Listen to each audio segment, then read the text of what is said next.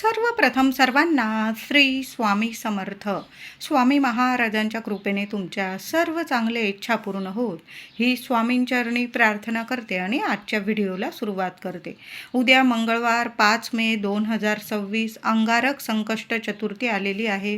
सोन्यासारखा दिवस आहे. तसं तर आपण रोजच आपल्या गणरायाची सेवा करत असतो, पण अंगारक योगावर येणाऱ्या संकष्ट चतुर्थीला खूप जास्त महत्त्व असतं. ज्यांना बाप्पांचे व्रत करण्यास सुरुवात करायचं असेल ते याच योगावर व्रत सुरू करायचं आहे. म्हणजे तुमच्याकडून एखादी संकष्ट चतुर्थी मोडून गेलेली असेल, उपवास वगैरे काहीतरी खाऊन घेतलेलं असेल आणि तुम्हाला पुन्हा संकष्ट चतुर्थीचं व्रत पकडायचं असेल तर अंगारक योगावरच आपण संकष्ट चतुर्थीचं व्रत पकडू शकतो. तर उद्या अंगारक योग आलेला आहे. सोन्यासारखा दिवस आहे. सकाळी लवकर उठायचं आहे आणि प्रत्येकाने थोड्याशा किमान 2-5 दुर्वा टाकून आंघोळ करायच्या आहे. सुंदर अनुभव येतील. कितीही शारीरिक मानसिक त्रास असतील निघून जातील, नष्ट होईल. शत्रुपीडा असतील निघून जाईल. शत्रूसुद्धा मित्र बनतील तुमचे. तर उद्या थोड्या का होईना दुर्वा आंघोळीच्या पाण्यात टाका. लहान लेकरांपासून मोठ्या व्यक्तींपर्यंत हा उपाय तुम्ही करू शकता. दुर्वा आंघोळीच्या पाण्यात टाकताना प्रत्येकाने हा उपाय वेगवेगळा करायचा आहे. प्रत्येकाचे ग्रहमान हे वेगवेगळे असतात. तुम्ही एकाच बादलीतून म्हणजे मुलाला पण आंघोळ घालताय तुम्ही, पण असं करू नका महिलांनो. प्रत्येकाला आंघोळीच्या पाण्यात वेगवेगळ्या दुर्वा टाका. तर आंघोळीनंतर आपलं घरदार स्वच्छ करायचं आहे. उंबरठ्यावर सुद्धा हळदीचं लेपन करा महिलांनो आणि हळदी कुंकू वाहून माता लक्ष्मीच्या पावलांची पूजा करायची आहे. घरात आपण बाप्पांची सेवा करायची आहे. हळदी कुंकू पाण्यात टाकून त्या पाण्याने सुद्धा तुम्ही अभिषेक करू शकता किंवा गाईचं दूध येत असेल, पुडीचं असलं तरीही चालेल. थोडंसं तापवण्याच्या आधी काढून घ्यायचं आहे आणि गणपती बाप्पांना ओम गण गणपते नमः, ओम गण गणपते नमः या मंत्राचा जप करत करत गाईच्या दुधाने अभिषेक करा. पंचामृत तयार केलेलं असेल, दूध, दही, तूप, मध, साखर सर्व छान गोष्टी घेऊन एकत्र मिक्स करा आणि अशा पंचामृताने सुद्धा गणपती बाप्पांना अभिषेक करायचा आहे. प्रथम स्वच्छ पाण्याने, नंतर दुधाने किंवा पंचामृताने, पुन्हा स्वच्छ पाण्याने छान अशी तांदळाची रास करा. छान लाल रंगाचा कपडा अंथरायचा आहे देवघरात स्वच्छ. त्यावर मुठभर तांदळाची रास करा. त्यावर आपल्या गणरायाला स्थापन करायचं आहे आणि जे अभिषेक केलेलं तीर्थ आहे किमान चमचा भर का होईना तुम्ही स्वतः जरी पिलं, उपवास असला तरी पण तुम्ही हे तीर्थ पिऊ शकतात. मुलांना तर आवर्जून द्यायचं आहे. बघा मुलांची बुद्धी इतकी तीक्ष्ण होते. काही वेळा मुलं ते तापट स्वभावाचे असतात, ऐकत नाही. तर अशा मुलांना आवर्जून हे तीर्थ द्यायचं आहे. तुम्ही पण प्या. घरातल्या सर्वांनीच गणपती बाप्पाला अभिषेक केलेलं तीर्थ आवर्जून प्यायचं आहे. तुमचं जर अथर्व शीर्ष पाठ असेल तर अथर्व शीर्ष पठण करत जरी गणपती बाप्पांना तुम्ही अभिषेक केला ना चालेल. बाप्पांना तांदळाच्या राशीवर उद्या स्थापन करायचं आहे. दुसऱ्या दिवशी बुधवारी ते तांदूळ तुम्ही खीर बनवू शकता किंवा तुमच्या मुख्य डब्यात टाकू शकता किंवा तुम्ही पक्ष्यांना घातले तरीही चालेल. बाप्पाला छान हळदी कुंकू ओलं करा, अष्टगंध ओलं करा आणि कुंकू लावायचं आहे. गणपती बाप्पाला ओलं कुंकू लावायचं आहे.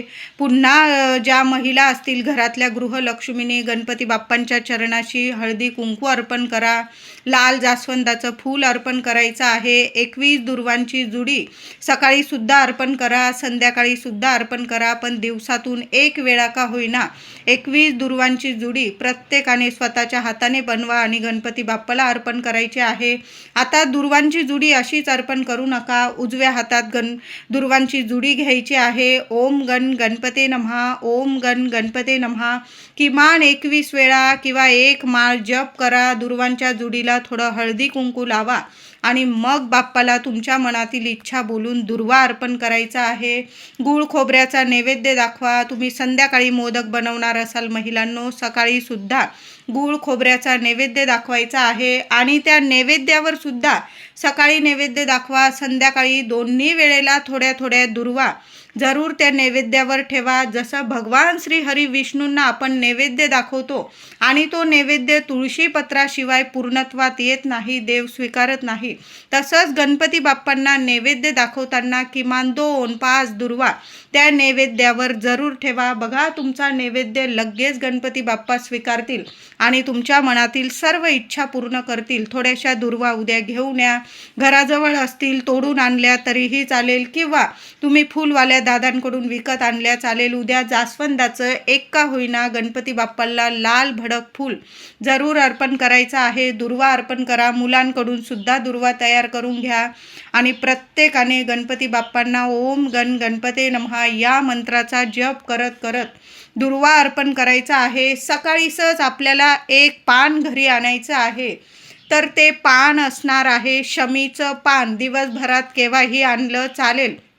अगदी तुमच्या दाराशी असेल, तुम्ही कुंडीत लावलेलं असेल शमीपत्र, तर संध्याकाळ होण्याच्या आत ते 2-4 पानं तोडून घ्यायची आहे. स्वच्छ धुवून घ्यायची आहे. गणपती बाप्पांच्या चरणी ते पानं अर्पण करायचं आहे. त्यावर हळदी, कुंकू, फुलं, अक्षता वाहून पूजा करायची आहे. कळत न कळत काही चुका झालेल्या असेल, गणपती बाप्पा क्षमा करतील. शमीपत्र अंगारकीला जी व्यक्ती अर्पण करते गणपती बाप्पांना, त्या व्यक्तीला सर्व सुखांची प्राप्ती होते. गणपती बाप्पा आहे, विघ्नहर्ता आहे, गौरीपुत्र श्री गणेश आहे. गौरी माता सुद्धा प्रसन्न होईल तुमच्यावर आणि तुमच्या सर्व इच्छा मनोकामना पूर्ण करेल. तुमच्या लेकरा बाळांची भरभरून प्रगती होईल आणि प्रत्येक दिशेने गणपती बाप्पा तुमच्या लेकरा बाळांचं संपूर्ण कुटुंबाचं रक्षण करतील. म्हणून उद्या थोडे का होईना शमीपत्र सकाळी घेऊन या. संध्याकाळच्या आत आणून गणपती बाप्पांना जरूर अर्पण करायचं आहे. फुलवाल्या दादांकडे सुद्धा तुम्हाला शमीपत्र मिळून जाईल. बघा, शोधा, मिळून जाईल. उद्या शमीपत्र 1-2 पानं अर्पण करा किंवा जास्त असेल जास्त अर्पण करा. दुर्वा आणि शमीपत्र गणपती बाप्पाला जरूर अर्पण करायचं आहे. देवघरात माता लक्ष्मीची मूर्ती असेल, जिथं गणपती बाप्पांची सेवा होत आहे, तिथं गौरी मातेची, भगवान भोलेनाथांची सुद्धा सेवा करायची आहे. उद्या झालंच तर तुमच्या घराजवळ जर शिवपिंडी म्हणजे महादेवांचं मंदिर असेल, तर संपूर्ण शिवपिंडी म्हणजे संपूर्ण शिव कुटुंब आहे, तिथं जाऊन सुद्धा अभिषेक करू शकता तुम्ही. म्हणजे संपूर्ण शिव कुटुंबाची सुद्धा तुमच्याकडून सेवा होणार आहे. मातेला, देवी आईच्या मूर्तीवर कुंकुमार्चन करा. 11 वेळा करा, 21 वेळा करा. देवी आईला सुद्धा लाल फूल अर्पण करा. थोडी शमीपत्र तुम्ही देवी आईच्या चरणी सुद्धा अर्पण करू शकता. खूप सुंदर अनुभव येतील. यामुळे सुद्धा तुमच्या सर्व इच्छा मनोकामना गणपती बाप्पा अगदी 24 तासाच्या आत तुम्हाला चांगले अनुभव यायला लागतील. उद्या संध्याकाळी महिलांनो, संध्याकाळी एक चौमुखी दिवा मुलांसाठी आवर्जून या ठिकाणी लावायचा आहे. तर उद्या दिवसभर एक मुख्य दिवा तर आपल्या देवघरात चालूच ठेवा, विझणार नाही याची काळजी घ्या. तुम्ही तेलाचा लावत असाल, तुपाचा लावत असाल, गणपती बाप्पांसमोर उद्या पूजा झाल्यानंतर बाप्पासमोर एक दिवा स्वच्छ धुवून घ्या, पुसून घ्या. दिव्यात तेलवात टाका किंवा फुलवात तुम्ही तुपाची टाकत असाल. दिव्याची हळद, कुंकू, फुलं वाहून पूजा करा. त्यात एक कापराचा तुकडा टाकून द्या, 2 लवंग टाकून द्या, चिमूटभर हळद टाकून द्या. गणपती बाप्पांना तुमच्या मनातील इच्छा बोला आणि एक मुख्य देवघरात एक अखंड दिवा लावून द्यायचा आहे. विझणार नाही, काळजी घ्या. जास्तीचं तेल तूप टाकून ठेवा. आणि संध्याकाळी सुद्धा आपल्याला एक चौमुखी दिवा लावायचा आहे. मग तुम्ही कणकेचा बनवू शकता किंवा तुमच्याकडं दिवाळीची पंती असेल चौमुखी, ती जरी घेतली तरीही चालेल. तर चौमुखी दिवा बनवून घ्यायचा आहे. तुम्ही तेलाचा बनवला चालेल. 4 दुहेरी वाती बनवून घ्या. एखादी डिश ठेवा त्या दिव्याखाली किंवा काहीतरी कागद, पुठ्ठा यावर ठेवायचा आहे. दिवा घेऊन मुख्य दाराशी जायचं आहे. दिवा लावताना प्रथम आपल्या उंबरठ्याला हात लावून माता लक्ष्मीला तुम्हाला प्रार्थना करायची आहे. गणपती बाप्पांचं नामस्मरण करा. माता लक्ष्मीला तुमच्या मनातील इच्छा बोला आणि आपल्या मुख्य दाराशी, जिथं तुम्हाला जागा मिळेल, मुख्य दाराशी तुम्हाला तो चौमुखी दिवा लावून द्यायचा आहे. बघा, थोडंसं जास्तीचं तेल तूप टाकून ठेवा. उद्या चंद्रोदय रात्री अंगारक संकष्ट चतुर्थीचा चंद्रोदय 5 तारखेला 5 मे 2026चा चंद्रोदय रात्री 10:19 होणार आहे. या वेळेपर्यंत तरी तो दिवा चालू राहील याची काळजी घ्या महिलांनो. बघा, चहू बाजूंनी तुमच्या मुलाबाळांची इतकी प्रगती होईल आणि चहू बाजूंनी गणपती बाप्पा लेकरांचं रक्षण करतील. कधीच कुठलं संकट फिरकू देणार नाही. जे अंधार असेल आयुष्यात ते सुद्धा दूर करतील. म्हणून चंद्रोदय होईपर्यंत 10-10:30पर्यंत तो दिवा चालू राहील याची काळजी घ्या.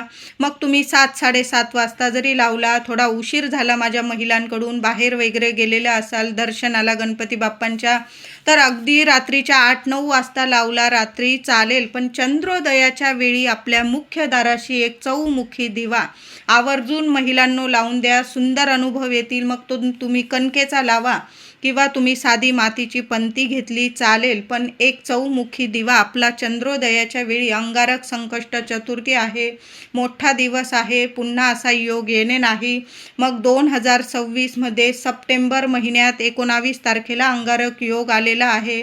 म्हणून मे महिन्याच्या या 5 तारखेला चंद्रोदयाच्या वेळी आपल्या मुख्य दाराशी एक चौमुखी दिवा आवर्जून लावायचा आहे. गूळ खोबऱ्याचा नैवेद्य दाखवा. संध्याकाळी आपण सर्वच महिला आपल्या बाप्पासाठी तर छान असे मोदक लाडू तयार करणारच आहोत.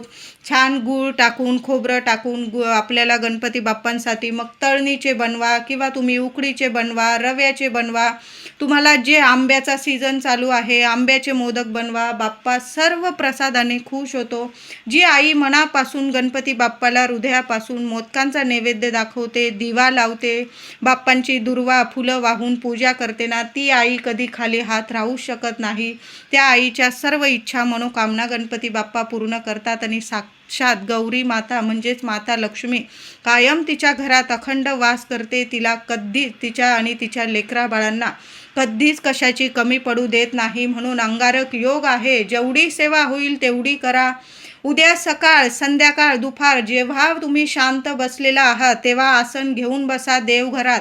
मुलांना सुद्धा घेऊन बसायचं आहे. 1 वेळा किंवा 11 वेळा अथर्व शीर्ष फलश्रुतीसह आपल्याला पठण करायचं आहे. 11 वेळा श्री गणपती स्तोत्र पठण करायचं आहे. तोडकं मोडकं मुलं जशी बोलतील तशी आपण बसलो की आपली मुलं आपोआप साहजिक आहे. आईवडील बसले सेवा करायला की मुलं आपोआप येतात. तुम्ही बसा महिलांनो, मुलंसुद्धा येतील. छान असं दिवा अगरबत्ती लावा. घरातलं वातावरण इतकं प्रसन्न व्हायला हवं की गणपती बाप्पा खूप प्रसन्न झाले पाहिजे. अथर्व शीर्ष गणपती बाप्पांचा प्राण आहे. अथर्व शीर्ष घरात आवर्जून पठण करा. मुलांकडून सुद्धा पठण करून घ्या. बघा, रोज किंवा मंगळवार आपली संकष्ट चतुर्थी येते, विनायक चतुर्थी येते, तेव्हा जर आपण अशा शुभ तिथींना गणपती बाप्पांचं अथर्व शीर्ष घरात पठण केलं ना, मुलांचं सुद्धा हळूहळू पाठ होऊन जाईल आणि आपली वास्तू जेव्हा आपल्या गणपती बाप्पांची सेवा ऐकते ना, त्या वास्तूत कधी संकट फिरकू शकत नाही, कुठलं विघ्न येऊ शकत नाही. गणपती बाप्पा आहे, मंगलमूर्ती आहे, सगळं कसं शुभच घडवून आणतील. तुमची वास्तू नेहमी प्रसन्न राहील. म्हणून उद्या अथर्व शीर्षाची सेवा, गणपती स्तोत्राची सेवा आवर्जून करा. सकाळी संध्याकाळी गणपती बाप्पांची कापूर आरती सुद्धा करायची आहे.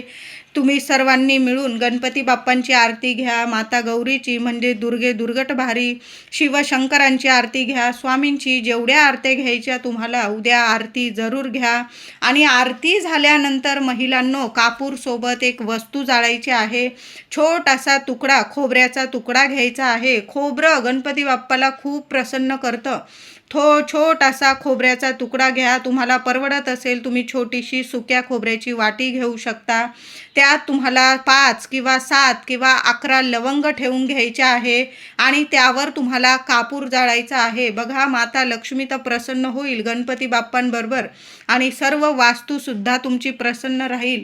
कारण खोबरं, लवंग आपल्या घरात जेव्हा आपण जाळतो त्याचा धूप करतो. प्रथम देवांना दाखवावा, नंतर सर्व घरात कान्या कोपऱ्यात फिरवायचा आहे. नंतर ती धुपाची वाटी थोड्या वेळ का होईना आपल्या मुख्य दाराशी ठेवून द्या महिलांना. महिलांनो, वास्तूत कुठलीच नकारात्मकता उरणार नाही. वास्तू प्रसन्न होईल तुमची. जे काही पितृदोष असतील, वास्तुदोष असतील, तुमचे ग्रहमान वाईट असतील, त्यामुळे तुम्हाला अडीअडचणी येत असतील, तर उद्या अंगारक योगावर अशा पद्धतीने कापूर धूप जरूर करा. बघा, ग्रह दोष सुद्धा दूर होतील, ग्रह सुधारतील, मजबूत होतील आणि तुम्हाला सर्व सुखांची प्राप्ती होईल. लेकरा बाळांना पण भरभरून छान अशी प्रगती मिळेल. कुणी विनाकारण शत्रू, विनाकारण नजरबाधा लावत असेल तुमच्या प्रगतीला, तर त्याची नजर त्याच्याकडेच जाईल, संपूर्ण जळून खाक होईल. म्हणून अशा पद्धतीने जरूर कापूर धूप करायचा आहे. उद्या आपण सर्वांनी घरात तर सेवा करायचीच आहे, पण मंदिरात जाऊन सुद्धा सेवा करायची आहे. घराजवळ जे गणपती मंदिर असेल तिथं जायचं आहे. बरोबर जाताना दुर्वा, जास्वंद, गणपती बाप्पांना मोदक, लाडू, बाप्पांच्या आवडीचे नैवेद्यात पदार्थ, दुर्वा, जास्वंद या गोष्टी तर आवर्जून घेऊन जा. आणि एखादा श्रीफळ घेऊन जाता आला किंवा तुम्हाला वेगळ्या फळांचा नैवेद्य दाखवायचा असेल गणपती बाप्पांना, मग आंबे असेल किंवा इतर फळं असतील त्याचा नैवेद्य दाखवू शकता. नाही जमलं तर मोदक, लाडू किंवा जास्वंद, दुर्वा आणि एक नारळ जरी घेऊन गेला ना चालेल. दोन्ही हातात तो नारळ घ्या.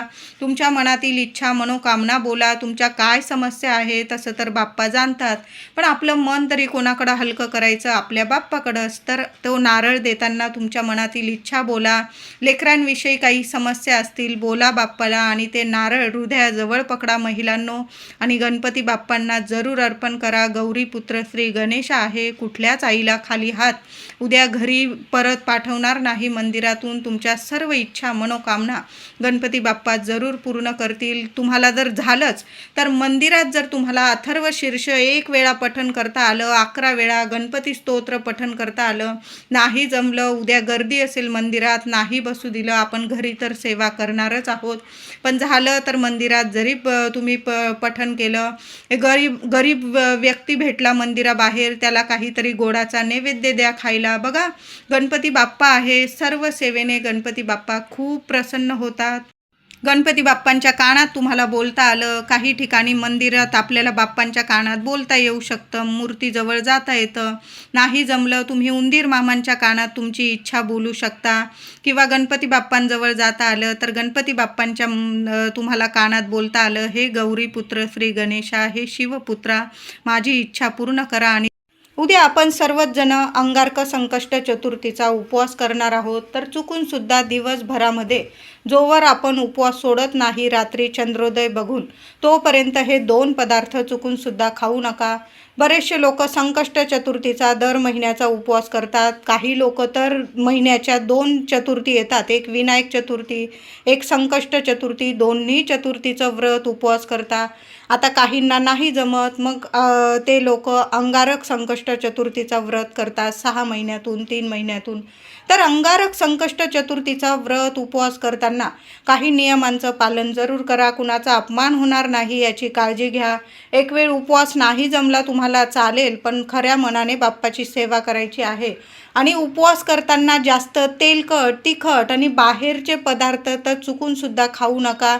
कारण कुणाचे हात काय लागलेले असतील, मग उपवासाचे पदार्थ किंवा इतर पदार्थांचे हात उपवासाच्या पदार्थांना लागलेले असतील आणि आपण तेच पदार्थ खाऊ, मग अशा उपवासाचा काही उपयोग नाही. तुम्ही फळांवर, दूध, ड्रायफ्रूट वगैरे बरेचसे फळं मिळतात बाजारात, त्या फळांवर तुम्ही उपवास करू शकता.